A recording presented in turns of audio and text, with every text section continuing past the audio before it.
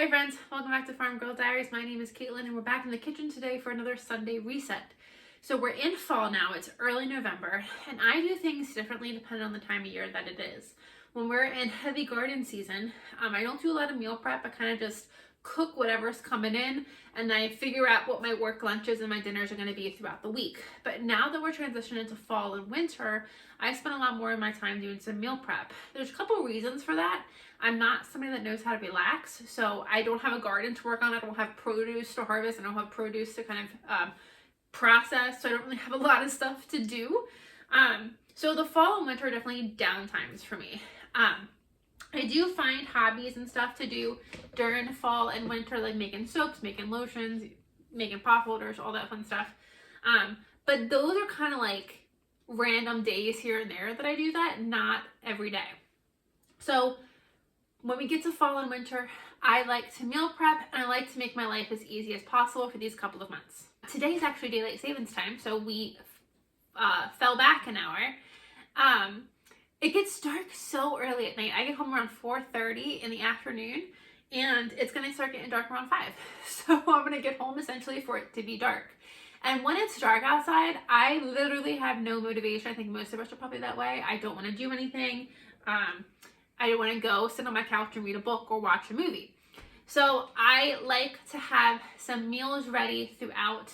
I like to make them on the weekends, so I have meals ready throughout the week. So when I come home from work and it's already dark outside, I'm not then trying to cook a meal.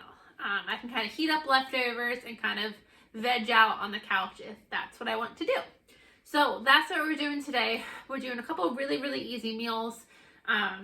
We're doing breakfast, lunch, and dinner. Now, I already kind of got breakfast handled. I'm going to talk about breakfast in a second, but I want to get one of our meals handled. And this is going to be dinner for the week, or at least for a couple of days. We're making a Guinness Irish beef stew. Doesn't that sound delicious? I have never made this, but I went out to South Dakota this time last year. Oops, there's one of my hairs attached. I went out to South Dakota this time last year and I visited some of my closest friends. And when we went to this really nice Irish restaurant, they had Guinness beef stew, which is what I ended up ordering. And so I'm missing my girlfriends, but one is actually over in Europe right now doing a solo trip in Europe, which sounds amazing. So I thought I would channel them right now because I'm missing them.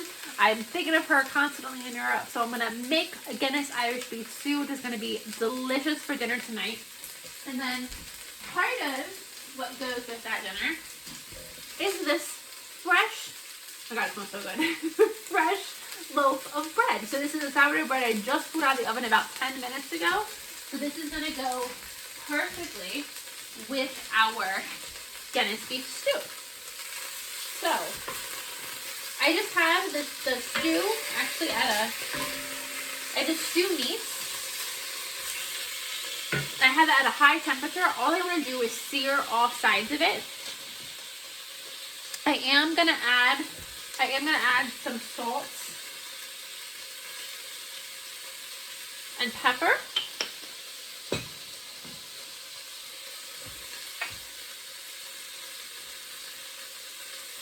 That was a lot of pepper.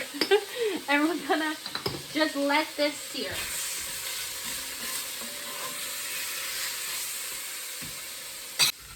Now, while that stew meat is, and I just use stew meat. You could use a beef roast. You could use a couple different things for that. But I just use stew meat that's already chopped and portioned out. So while that is searing, I'm gonna go ahead and get a big softball sized onion chopped. I'm gonna do onions and carrots.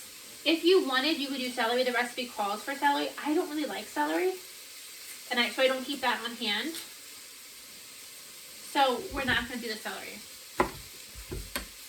And aside from needing to go buy the Guinness that goes in this recipe, I had everything that we need in the pantry. Onions, carrots, some sort of beef, some bacon,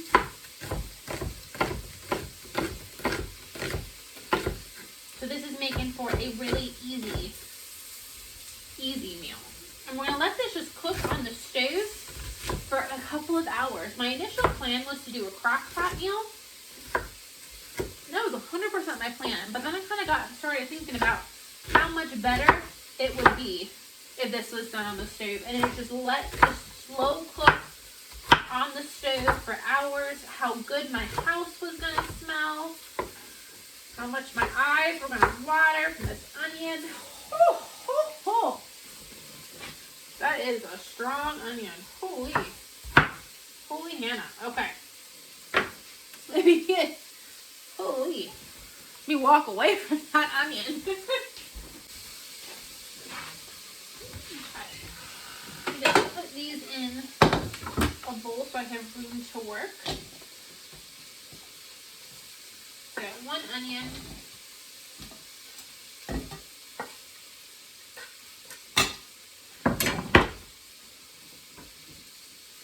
I also have 3 carrots that we're going to be adding.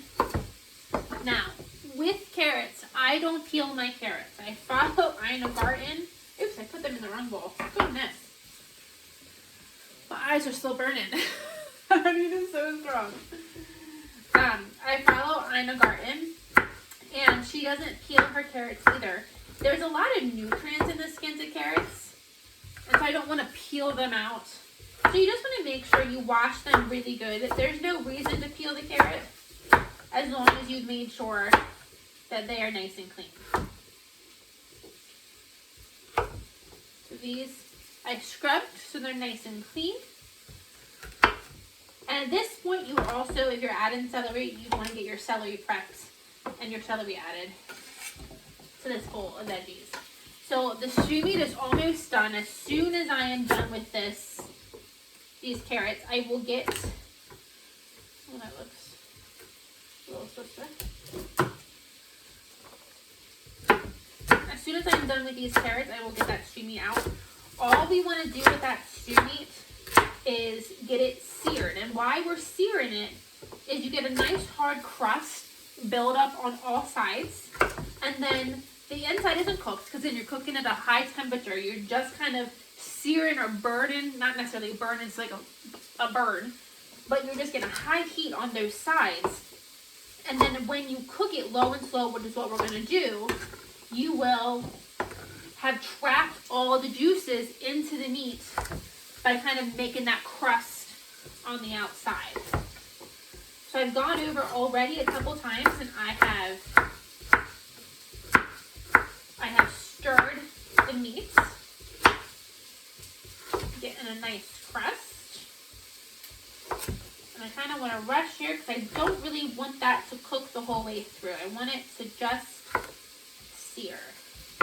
And with a nice stew, I do like some nice big pieces of carrot. So I think that's going to be just fine. Okay, let's go check on our stew. We'll take our veggies with us. Okay.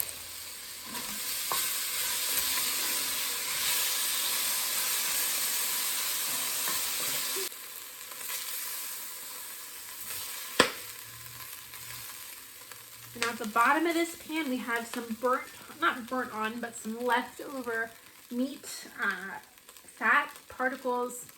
It's all flavor.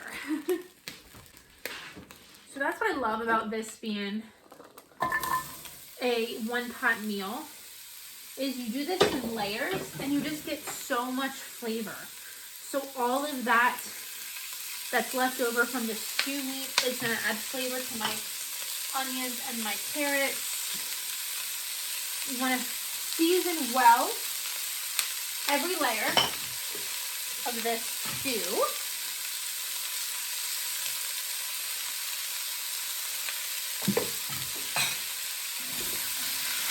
Just get that nice and combined. And because this is a stew, I do like it to be, again, chunkier vegetables. But if you want them smaller, you can absolutely cut them smaller. This has just been cooking for a few minutes, so I'm going to go ahead and add some bacon in there.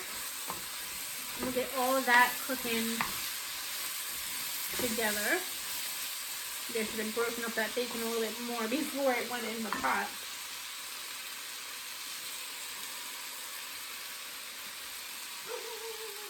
Okay, we're going to get started on the next really quick thing we're going to do.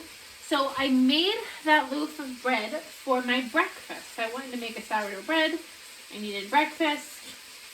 Bread was born.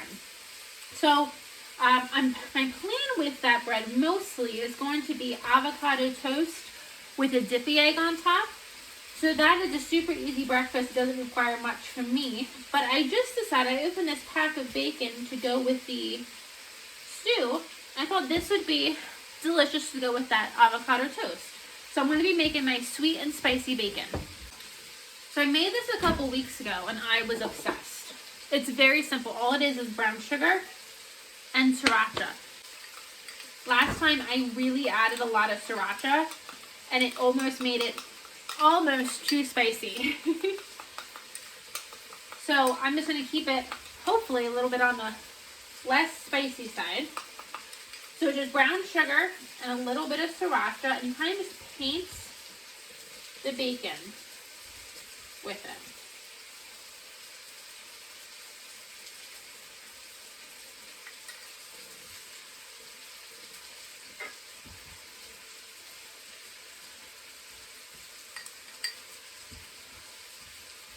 And that just gives it a little bit of extra jazz. It makes something that is already good even better. Okay, my carrots and onions and bacon have cooked up absolutely beautifully. So I'm just going to take the last minute. I'm going to add a good dollop of garlic. I'm going to let that cook for just 1 minute. And the next steps are going to go pretty quickly.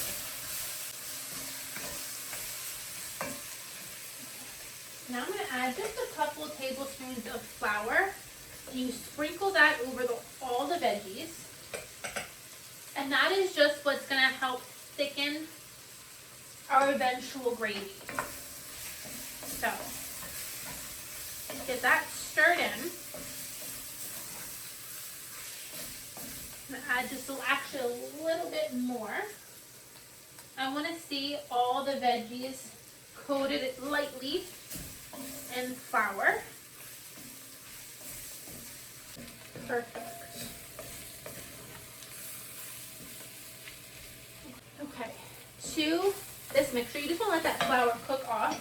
If you don't let the flour cook for a minute or two, you're just going to have a little bit of a taste of flour.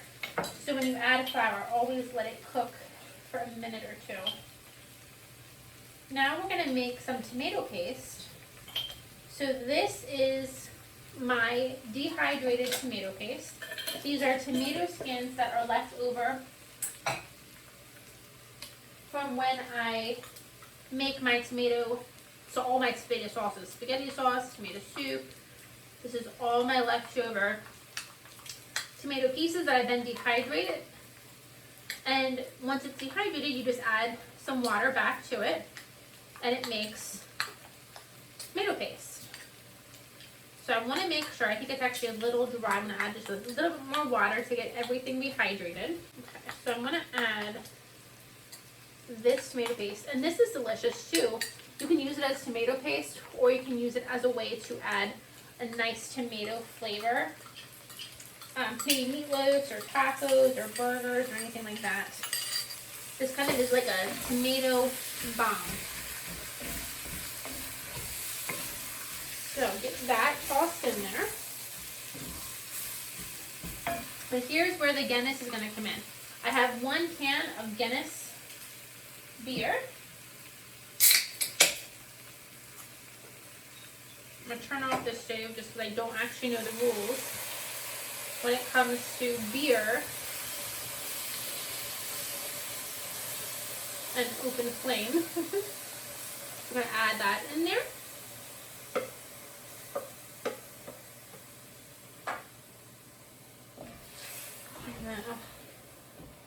This is going to be so delicious.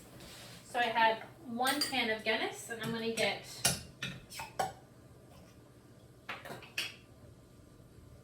some chicken broth, and I'm actually going to skim the top of my chicken broth because I have a little bit of fat at the top.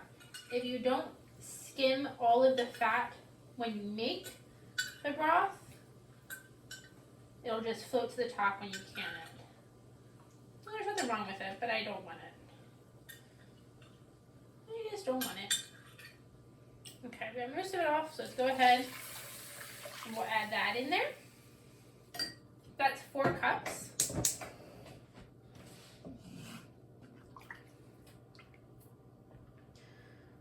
Okay.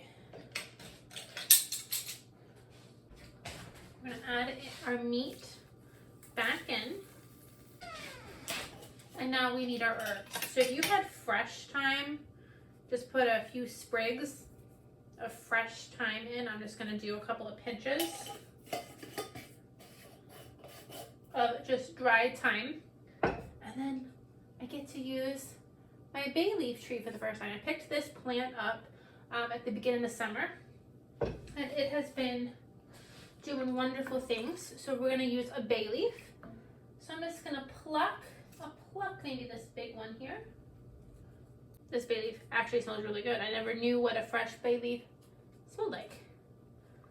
So I took him in there. And now, I'm just gonna put the lid on and let this cook.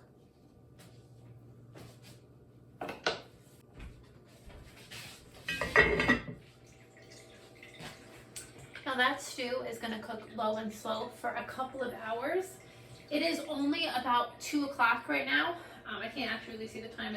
My oven has my oven temperature on it, but I came out here well before 1 to get started, so I don't even think it's quite at 2 o'clock yet. And we're not gonna eat dinner until 5 or 6 this evening, and I'm gonna let it go the whole time.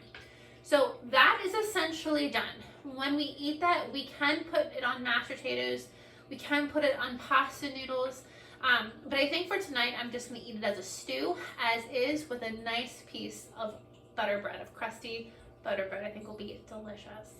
So that is one meal done. The bacon is in the oven. Let's check the bacon. Bacon is still cooking away, so that has some time.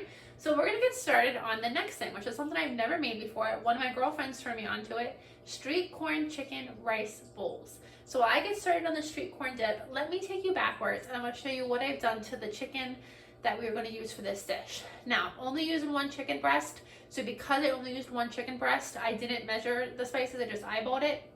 The recipe calls for more chicken than 1 chicken breast.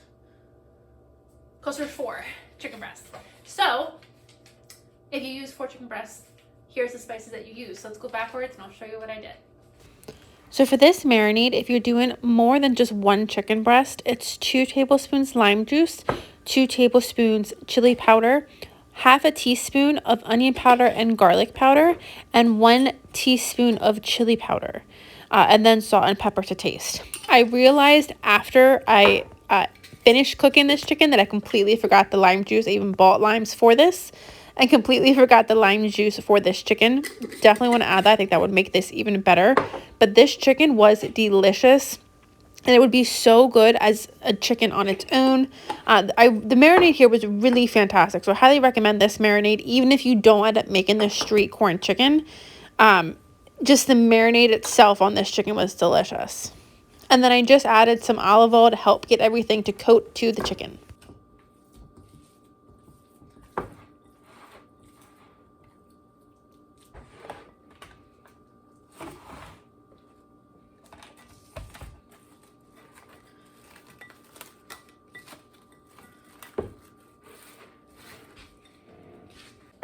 Doesn't that marinade look delicious? The number of spices that is on that chicken, I'm so excited to try that. So that's been going for, been marinated for about 2 hours. So when we get closer to dinner time, I'll get that out and I'll cook that up. I think I'm gonna throw it on the grill, make life easy. But now we're gonna get started on the corn of the street corn chicken rice bowls. So I have just some fresh corn, not fresh, frozen fresh corn. And we're gonna add to this 1 tablespoon of sour cream. I'm actually gonna do 2 because why not? It calls for a tablespoon of mayonnaise, but I make my own mayonnaise every time I need mayonnaise, and I don't need mayonnaise for any other thing. I only need a tablespoon of it, so we're adding a little bit of extra sour cream, and then we're just gonna put in a dollop of ranch, and it's gonna be fine. It's gonna be just fine. I don't feel like making mayonnaise. That's probably gonna go to waste. for just a tablespoon. So 1 tablespoon of chili or smoked paprika. Well, that was, I messed that up. So it's supposed to be a 1/4 teaspoon of smoked paprika. My bad. It's gonna be okay. But let me go get the chili powder because that's what it honestly called for. Let's fix our measurements here. The recipe actually calls for 1/2 teaspoon of chili powder and a 1/4 teaspoon of smoked paprika. So we added just a bit too much. Oopsie. That's okay. We'll be fine. The juice of 1/2 lime. And now it honestly called for fresh cilantro, and I had fresh cilantro on my grocery list, and I didn't get it. I skipped right past it on the grocery list. So I do have dried cilantro, 1000% not as good, but I'm not going back out to the store. Maybe if I get to the store tomorrow or this week, I'll pick up some fresh cilantro to add. But for now, dried is gonna work, and then I need some salt.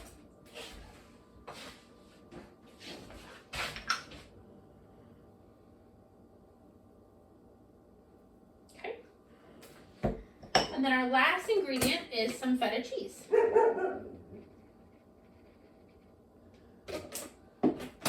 Perfect.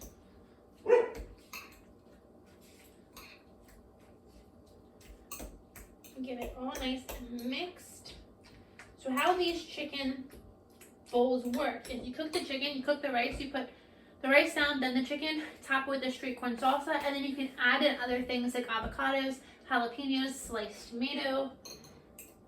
So I'm excited to have this. I think it's gonna be a delicious, light, but fill-in lunch.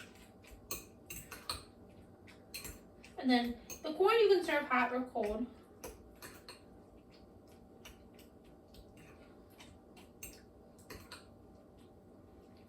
If you're using fresh corn on the cob, you could cook this corn on the cob and like blister it, and that would just give it so much more flavor too. Okay, let's go ahead and give this a taste, see where we're at taste-wise. I'm really getting that paprika. I don't think it's bad though, I think it's good. Oh, I got the feta. Taste that feta.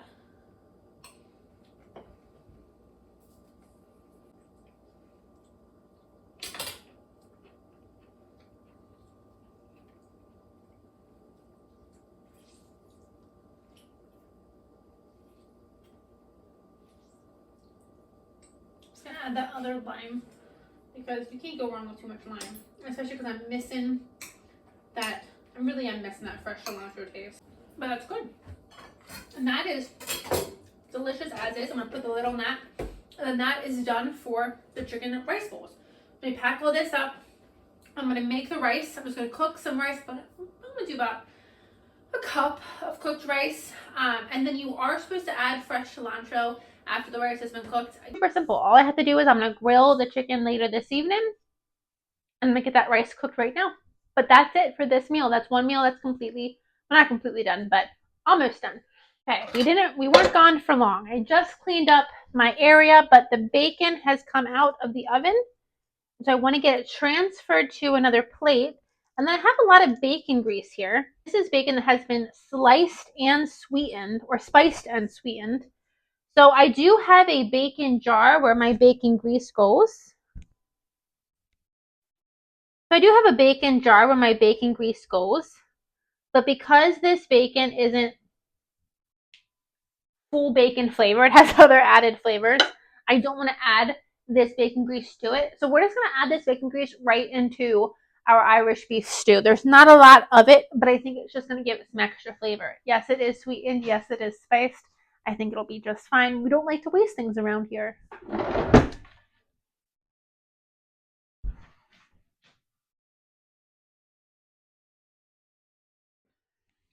Okay, now the very last thing we're going to do while we are in this prep is we're going to make some dippy eggs to go on our avocado toast. So let me get the eggs cracked, and then I'll tell you how I make my avocado toast. We're going to do 3. 3 eggs. Oops.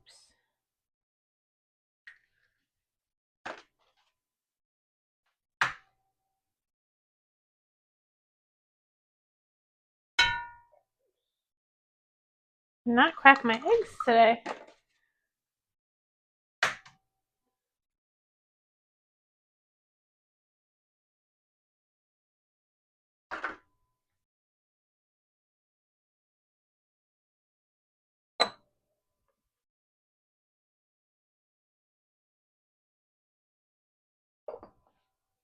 Okay, I'm gonna let those eggs cook for just a second.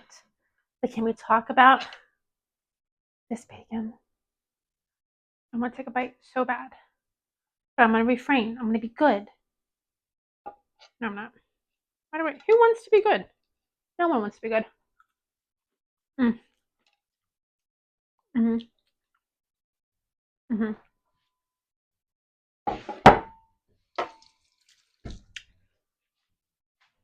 It's like candied bacon. It is delicious. And the spice level this time, you don't taste the spice at all when you bite into it, but then as you eat it, you can feel it. It's very, very good. I really like that combination.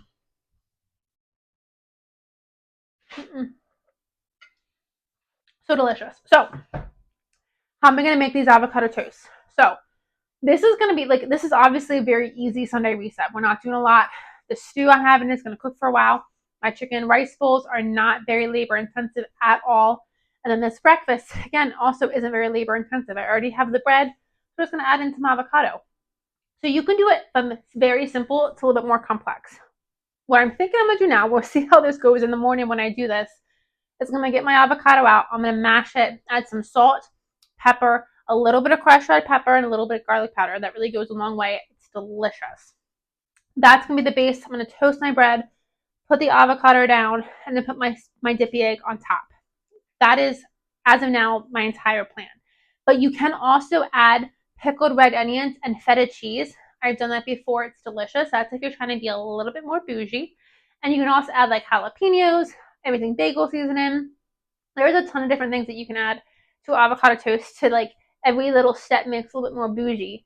But I think I'm going to be fine just with the avocado, my normal avocado mash. If you've never done it with the crushed red pepper flakes and a little bit of garlic powder, just a little bit of each, really accentuates that avocado, really takes the avocado toast to a whole different level. And what I like about avocado toast is it's protein heavy. I think it's protein, but it is filling. It does keep you filled through lunchtime, and then adding the egg on there is an extra source of protein. If I'm wrong about avocado, which I might be because I don't really pay attention that much, I just know that it's a fat and it's filling. So that's all I'm going to do, but you can't kind of prep the avocado because the avocado will go brown. I have used the rule where you add lime juice to it, cover it in plastic wrap. I've done all that and it still turns brown. So it doesn't take long to mash up an avocado, so we're just going to wait and do that tomorrow. So I'm going to let these eggs cook, and then I'm going to get them flipped, and we'll be back when I'm ladling up the stew. So it has been a super, super, super easy Sunday reset. I also did bring up a jar of apples of pie filling to make an apple brown Betty that we're going to do later this evening too. So I'll see you guys later this evening when it's time to eat. For now, I'm going to go. I do need to start the rice. I haven't started the rice yet, but that's hands off.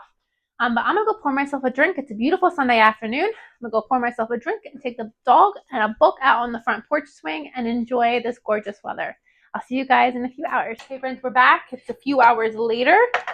And before we finish our dinner, we're going to make apple brown Betty. So I just have a can of my apple pie filling. And this is so delicious. I just turned 2 cans of this apple pie filling into apple dumplings. You can use it for the traditional apple pie. I like to use it as like fried apples as like a side dish to some meals, like Cracker Barrel style. But this is really, really delicious. So what we're going to do is we're going to turn this can into apple brown Betty. Now, if you're not familiar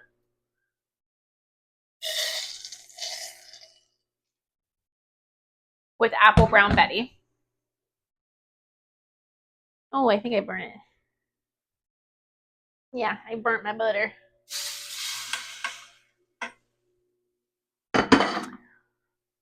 Yeah.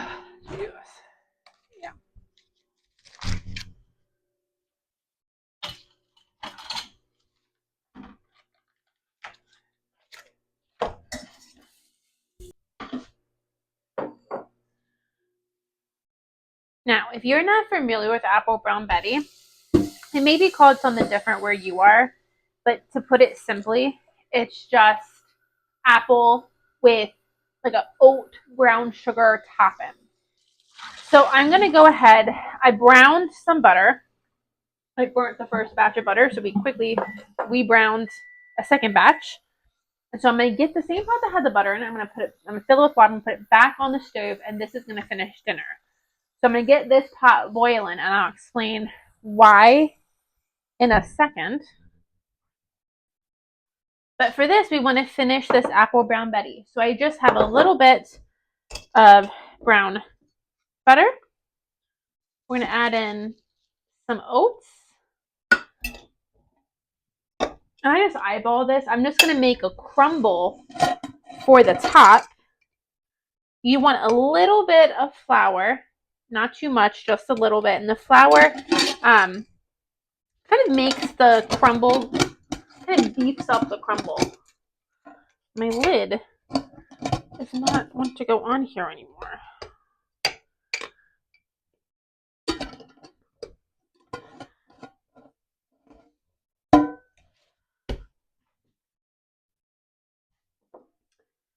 And then into this, I added just a scoop of brown sugar. Again, eyeball this just to your own taste. Definitely need some cinnamon. Now, my pie filling is heavily cinnamon, so I just added a little bit.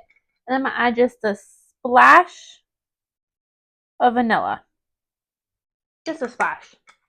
And now I think I'm actually going to add some more oats too. I don't think I have enough oats for the amount of crust I want to make. And now you just give it a nice toss. Get all of those oats nice and coated. I think I definitely need some more oats. I'm looking at this amount of oats that I'm making and the size of my pie dish.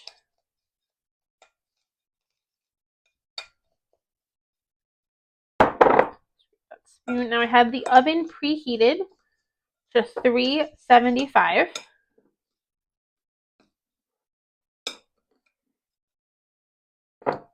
Now, if you're concerned that you don't have the oat mixture wet enough, which I honestly kind of am, I don't think I browned enough butter on my second go round. That's okay.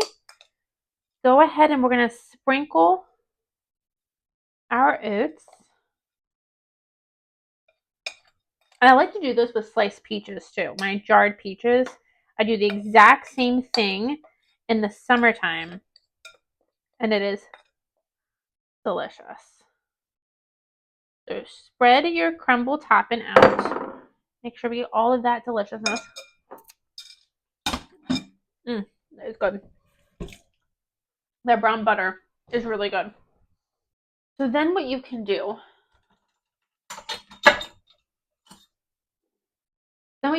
if you're nervous that your crumble is going to be a little dry, just cut up some butter and dollop butter on the top of your crumble.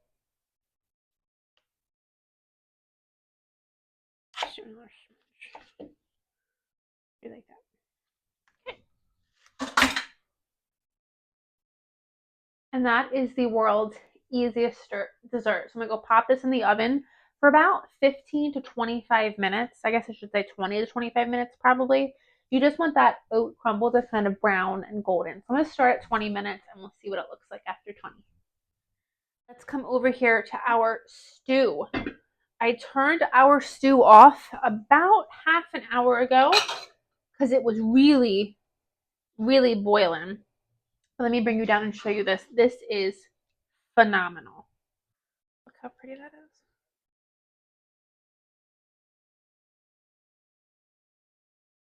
find the bay leaf.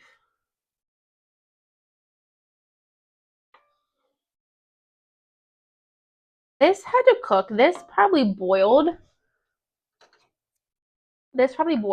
for about 3 hours. I tasted it in the middle. It needed a lot more salt, so I definitely salted it. If I tasted it in the middle and it didn't have near the flavor, this key to this is you have to let it cook for a long time to really develop that flavor. Take a bite of it.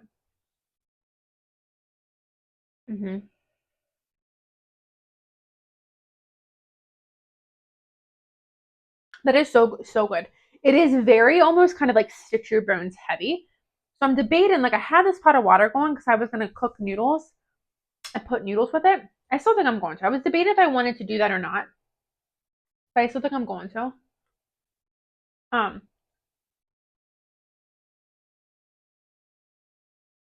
That's really good. That's really good. I still think I'm gonna put noodles with it because I think noodles will only make this maybe go a little bit further. But this is phenomenal, and this was so easy. This is phenomenal. So I'm gonna boil some noodles. I am gonna serve it with some noodles.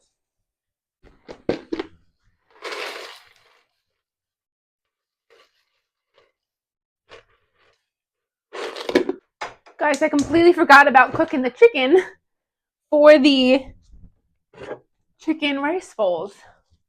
I'm so glad I remembered, or I would have got to work tomorrow with no protein. So this chicken has been marinating for now about 6 hours or so. My cast iron isn't hot yet, but we're going to go ahead and get that cooked.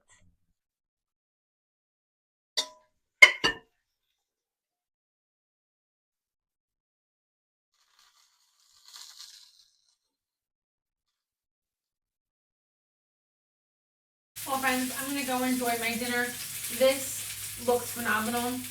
I've already tasted the bread. That's why there's only half a piece there. I already ate half, and it is phenomenal. This was so delicious. I highly recommend it. I have the chicken going on the stove now. So glad I didn't forget that. And I'm sure that is going to be fantastic. The rice tastes delicious. I cooked that. I added the dried cilantro to that. And the street corn dip is delicious too. I think when you put them all together, it's going to be phenomenal. Thank you guys for joining me on this Sunday reset, and I'll see you the next time we decide to do this. Bye, friends.